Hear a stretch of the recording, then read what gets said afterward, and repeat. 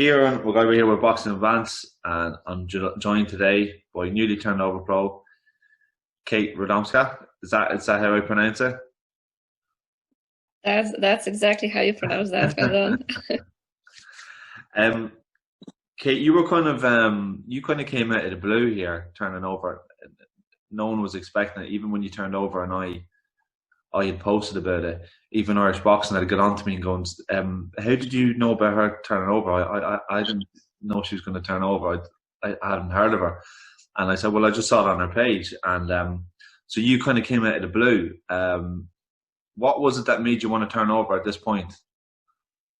To be honest, since I joined the boxing club, St. Paul's Boxing Club in Watford, I always wanted to turn pro, but I need to gain some experience in that game.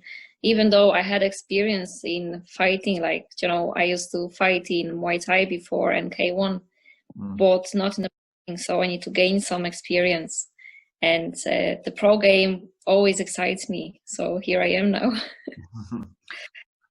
You turned over Robert Flynn, and Yeah. so in Ireland there's a few different promotional efforts. Not many now. There's only maybe a couple. So usually with Boxing Ireland and whatnot. So like Boxing Ireland would usually tell Irish Boxing before they release it that this person's turning pro, and then it gets released. But yours was kind of under the radar. What was the conversations you had with Robbie in terms of turning over, and what's your kind of your outline for the pro game? So the Robbie Flynn reached out to me by Facebook because he heard about me and my name very few times, and he actually was on my fight in London when I boxed in the Haringey Box Cup the last year. He actually seen my fight. So we had a chat. We met up for the chat. Then after, and I told him about the. I told him that I want to turn pro, and we just felt that we can work together. What is the outline of you like in the pro game in terms of are you looking to fight mostly domestic level, or are you looking to get on the road, or are you looking to have high ambitions in the sport? Or with Robbie, who's based in England, would you be looking to fight mostly abroad? I can't say anything yet at the moment, but definitely what I'm looking for at the moment is my pro debut, which will either be in Ireland or UK very early the next year. Yeah.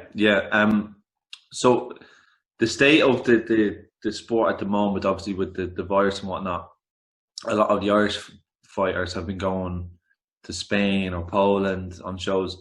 Is that something that you would entertain? I can't say anything yet, but like I said, I'm just looking forward to my pro debut, and that's what I'm looking forward to at the moment. But I'm using the lockdown period to prepare myself as much as I can for that day. Yeah, it's funny because in a lockdown and in a pandemic, a lot of people would say that probably this is the time where you're going to see a lot of people retire from the sport because they can't wait around for fights, or less people would turn over. But it seems over the last couple of weeks, a lot of people actually have turned over in Ireland. Why do you think it was now that you wanted to turn over during this? Like, why do you think now was the perfect time?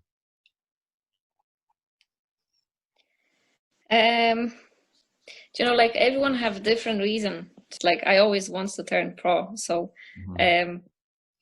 but like if you can't go to the gym, like you said, all the gyms are closed at the moment. I would say that's probably what most of the boxers think, and which is great. The pro boxing game, it's different game than the amateur. So yeah.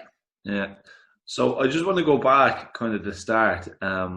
In your background in boxing, was it first boxing, or were you just taking part in some other form of combat when you were younger? And how did that transpire? Well, so I started martial arts in 2010 in Poland. I started from K1. Oh. So that was my first experience with the fighting. Then I started training Muay Thai, and I used to train here in Watford as well. It's a great tough sport, but yeah. Then I joined the boxing club, like I said, to gain the experience to eventually turn pro, and I'm so happy where I am right now. How old were you when you moved over to Watford? How old? Let me think. It was in 2008, so 12 years ago. Oh, right, okay. I'm And 30. was that something that was the boxing club something, or the gym that you entered? Was it something to help you in terms of, I don't know what your English was like at the time, but was it a way of you helping you socialize with people when you moved over here? No. But my life was always about training and fighting. Since I started martial arts, I dedicated my life to it. So I didn't really care about socializing and anything like that. The priority for me was always to go to the gym, get training. That was what makes me happy, and that's all. Like, were you competing in both sports at any point? Like, because I know you were doing some Muay Thai fights at a pro level. Were you also doing amateur bouts as well, or was it one after the other? I compete in K1 and Muay Thai as well. Yeah. In both. And you have done quite well in the amateur scene. People wouldn't, but for some people who haven't seen. So if I'm right in saying you competed in the Celtic Box Club, is that right? Celtic Box Cup, yeah. So I won that in 2018 and 2019. St. Paul's Boxing Club. It's a great club. It's a great club with dedicated people, and I'm actually really happy that I could be part of that club. I learned a lot since I joined that gym, and K1 and Muay Thai, even though you're using your hands, but the boxing is totally different in Muay Thai and K1 than it's actually in boxing. So I learned a lot. I learned a lot with St. Paul's. There's actually a woman who's training in Peter Taylor's. I don't know if you know her, Maria Milenica. She was K1 world and European champion a couple of times. Have you ever heard of her? I actually seen something on the Instagram, but no, not really. I never heard about her. No, all right. I just thought you might have known her from kickboxing. But so what weight class would you like to campaign at pro? It's going to be 51 kilo flyweight. Flyweight, okay, right. Yeah, because so you're at the moment, I think you are the 6th woman in the country to be pro. So now, originally Lynn Harvey would have been that way, but I think she's retired now. But domestically, probably not that many at this weight. But still, is there any ambition in terms of, is there a certain title that you would like to win at pro level? I can't say anything yet, but definitely what I want. I just want to be the best that I can be. So that's all. Yeah, I've seen you've sparred a little bit as well with some fighters around pro gyms. Am I right in saying you've sparred people like Mary Kate Slattery and a few others as well? Oh yeah. We had a really good spar. It's great, it's great to help each other, and when you all have this, when we all have the same goals, it's much easier, to be around people like that. has Robbie kind of said the timeline for you for your next fight? You know, you don't have to give us an exact date, but is there any type of month or anything like that where you're looking to get out for your first fight? It's going to be probably January or February. Right, so after Christmas. Okay. After, definitely, yeah. Right, okay. So you're going to be training on Christmas Day, most likely. Oh, I hope. I hope for that. You know, like I love it. I love it really. Like, Yeah. imagine you wake up every morning and you have in your mind that you are where you want to be and you do what you love. So I don't mind to wake up anytime to go training. I'm training at the moment 6 o'clock in the morning, 6:30, depends of the day. Then I have a training in the middle of the day as well. I have strength and conditioning, and then another training in the evening. But that's what I love. So, you know, like kind of the more you put into it, the more you get out of it. So I really believe in that. I love training. You seem like someone who just loves to fight, or is it the training? Is it the training aspect that motivates you the most, or is it the fighting itself? Because some people don't. So some boxers don't actually really like the training aspect, but they love to fight, and others are the other way around. They just love the whole training aspect of it. What's it like for you? I love them both, but definitely the fighting. It's the main thing for my training. I can't imagine just to go training, just to go training. You know, like that kind of way. So I know why I'm training so hard. I know what I'm training for, and I like the feeling when I'm on the ring and I can actually smile to myself and know that I did everything what I should. I did everything and I can feel comfortable. And it's all about it. If you don't train enough before your fight, you can't have that feeling when you're on the ring. You know, you're kind of feeling stressed. Like everyone have those emotions before the fight, like that you're feeling stressed. But once I'm on the ring, all those emotions are gone because I know how hard I was training for that, and now I can enjoy the fight.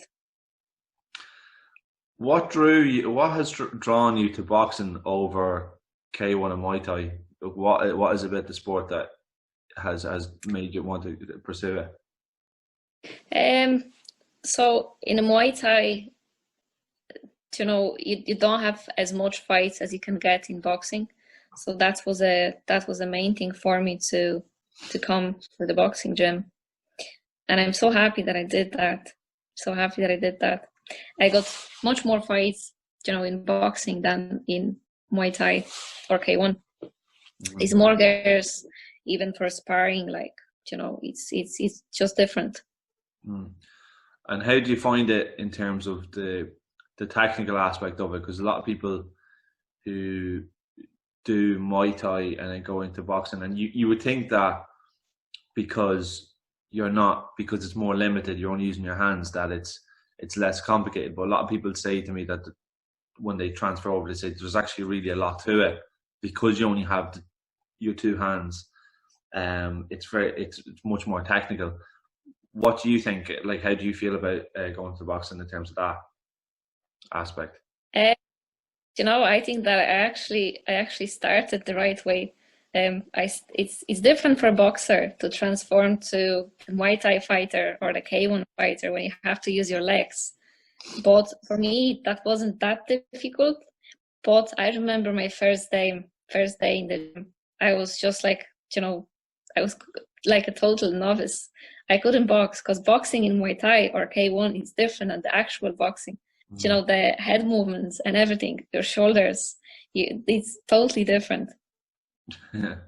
I'd say you don't miss the leg kicks and the elbows. I'd say you don't miss receiving them. No, I don't miss it, and I never put my leg up in sparring since I came to the boxing gym. So. So is there anything that you'd like to say at the end, Kate, just before we wrap this up?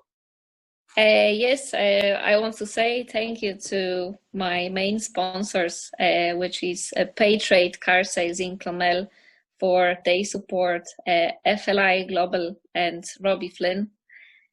Also, thank you to Brendan Whittle from Flanagan's Fish in Waterford and Brendan Dunn from Castet Limited for their support. It's great to have a businesses which believes in you as much as you do. That's great. That's brilliant. Yeah, sponsors are the backbone of Irish fighters at the moment. Definitely are. Yeah, it's great to see that people are still putting a hand in the pocket for Irish boxers. Right, okay, well, I really appreciate your time, Kate, and I'm really looking forward to seeing your next fight being booked and getting to see you fight and everything. So, yeah, really looking forward to it. Thanks very much. It was great to chat to you. Thank you. Thanks.